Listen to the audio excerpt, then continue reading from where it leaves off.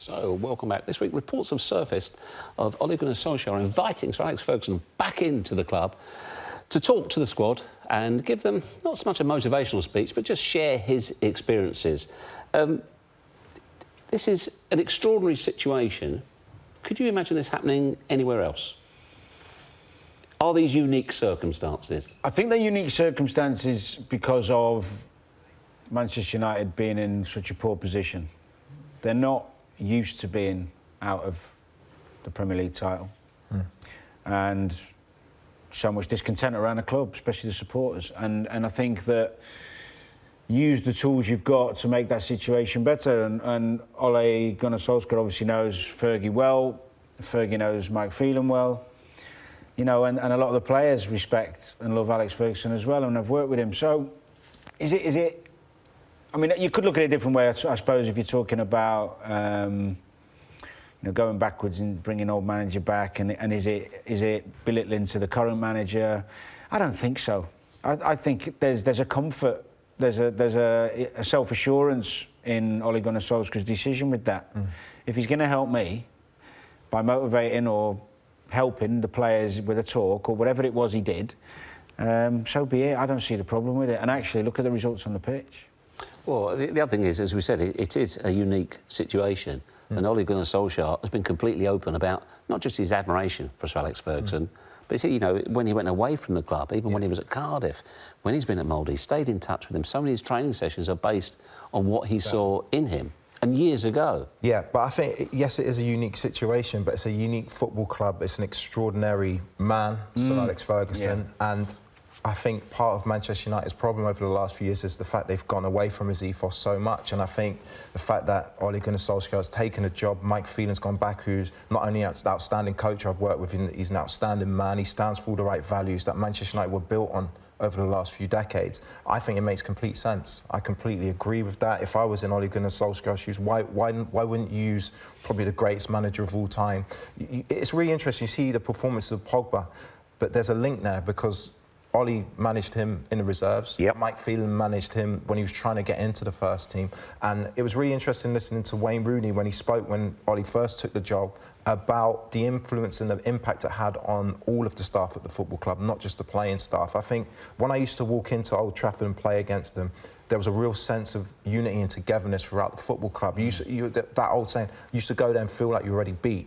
Now, that is unique for me. I've supported Man United, so I might be a little bit biased here. But there was a real feel around Old Trafford. There was that feel that everyone was together. And I think they've gone back to that, and I think it's going to work well for them in the future. Now, for me, it's going to be interesting at the end of the season, if results do continue the way that they do, if they stick with him and try to get that Manchester United DNA and ethos back into the football club. Well, the other thing is as well, of the current squad, about 5 or 6 were actually at the club or played under Sir Alex Ferguson. So what do you think it would have been like for those players who'd never worked with him at all? So it obviously a world great in terms of football, what they would have made. Well, I think... Do you think they would have been fascinated to hear from him? Well, intrigued, fascinated, excited. He's one of the best we've ever had. And any player at any age should never think that they know it all or they've got all the answers. You know, you have to be open-minded to these type of things. And he's always had respect when he speaks. You know, people listen to his every word. And I think that even if you sat down in that meeting and didn't get anything from it, you know that's okay. But there will be, the majority will. And I think it's imperative for Manchester United now not to worry so much about whether Ole's going to take the job or, you know, get offered the job, if you like. It's about getting the fans back behind them, getting that unity you talked about. They had. I always found when you played United or when you talked to the players in the England squads and stuff, they had such a winning mentality. Like even I remember the first England squad I went to, they always finished with, you know, a game, and the intensity and the quality that the likes of Beckham and Scholes and Nicky Butt, it was like all of a sudden it was like the penny dropped. That's the level. Yeah.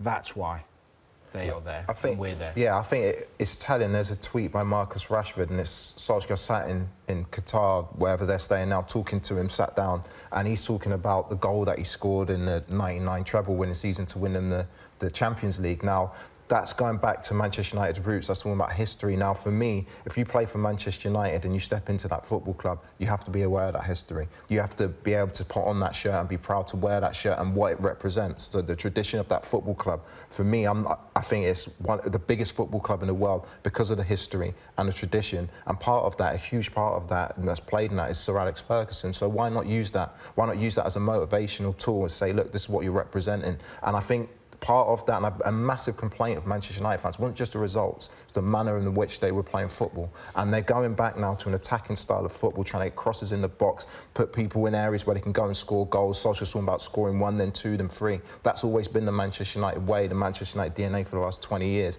And I think every football club has its own personality. I think they're just beginning to find that personality back. And it's going to be fantastic to see on Sunday how they do away at Tottenham. I mean, it seems to be happening in increments, in that they appointed Ole Gunnar Solskjaer. He's got the unity back. They've got the results. They've won 5 on the spin. It seems like this is the next stage. And he is a son of Fergie. He's a prodigy, isn't he? So Alex will want him to be successful. Well, yeah, nothing would please him more for him to get the job if he thought he deserved it. And the fact that Sir Alex was so unwell last May, he's now back. He's back to his old self, and he is going in and wanting to help the team. I think there has to be a little bit of reality to it in the opposition they've faced. Yes, they've played better. The next games are tough. They've got some tough games coming up, and then we'll be able to judge the football aspect of it more. But I thought it was really interesting. I don't know if you saw the bit about Ole, not having a curfew for the lads on the trip. Yeah. I found that fascinating, and I think it's really healthy. I played under a couple of managers who were very relaxed in that respect and treated you like men. Now, I think that obviously you have to be careful because you have to analyse the squad and the age of the squad and the players you've got with you. But when you're talking about a group of players who play for Manchester United, and most of them play for their countries, they've got to the top of the tree because of their discipline and their ability to self-analyse and behave and do the right things and apply themselves properly. So what he's done, I'm sure he's had a meeting where he's gone, listen, you're representing Manchester United Football Club. You're working. Do the right things. We'll train once a day. If you want breakfast, you can have it. If you don't. We're going to eat at that time, and then feel free. Just act like men, whatever he said. I'm sure he didn't just say, go and do what you want. But there's a real trust and a respect that he's given those players that comes right back. I think, when Sven was brilliant at that. England, you'd have to kill days and hours. And he was very much, lads, you can go and do what you want to do. See you tomorrow at breakfast or whatever. Yeah. And a few of the lads were like, hey? You're just not used to it. But there was never a problem. Yeah. But does it reap rewards, though? I know what he found out about. Huh? Yeah. I think it reaped reward. I think most... You'd like to hope so. They're at the top of the tree for a reason. They're top professionals, and you want to be treated as a man, But going back to your point, it is going to be fascinating the next few weeks when the Champions League comes back around. PSG are on the horizon. That's going to be a hell of a game now. Yeah, but hang on, before you get to that, what about this coming Sunday? No, exactly. Tottenham's the beginning of that. It's the beginning of that, and that's the true test. Where Ole Gunnar Solskjaer has been quite open about it. He said, I'd love the job. I don't want to leave in May. I would love to be the next manager of Manchester United. You wouldn't. And he is up against the bookmakers. He's up against the bookmakers' favourite for the job. Yeah. What does that add to Sunday's game?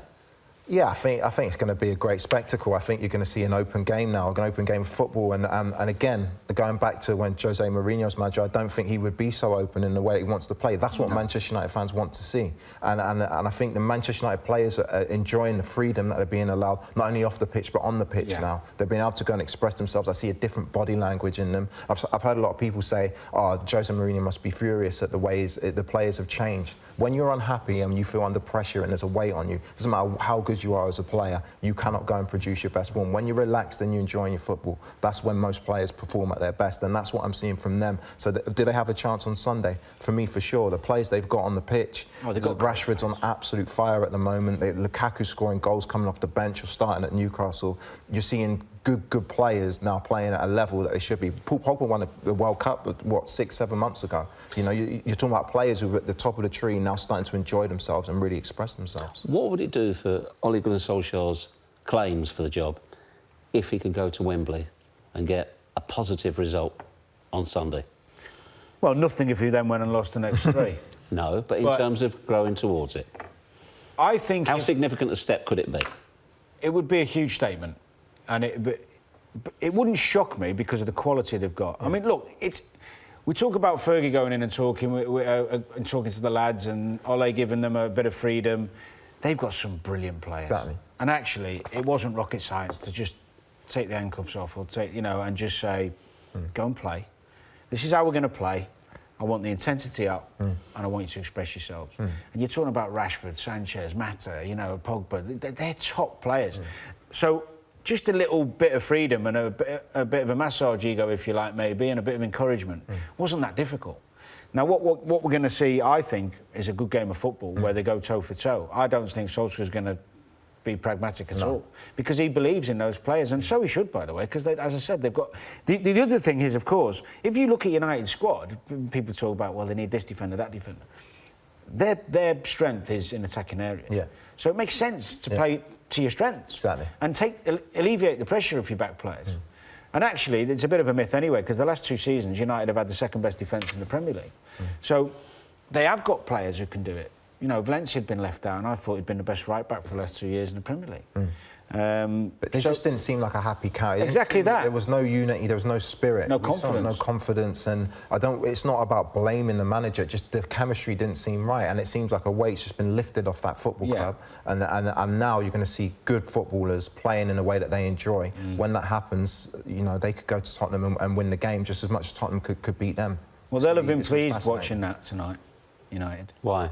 Because they got worked in the second half. The effort. Yeah. Well, you see, Kane was down struggling. They've had a lot of... Ericsson was struggling late on. Danny Rose, hamstring, potentially? I think that, well, for him, I hope it was cramp. I mean, he stayed on, didn't he, I think? So, I mean, they've got a few days to recover. It's the first test of Solskjaer tactically for me. Tactically, and you see Sarri had to change the way they played in possession against Tottenham's diamond. Will Tottenham start with a diamond on Sunday? It's going to be first real test of Ole Gunnar Solskjaer from a tactical point of view, because you cannot go to Tottenham and win there without the right game plan and the right way of playing.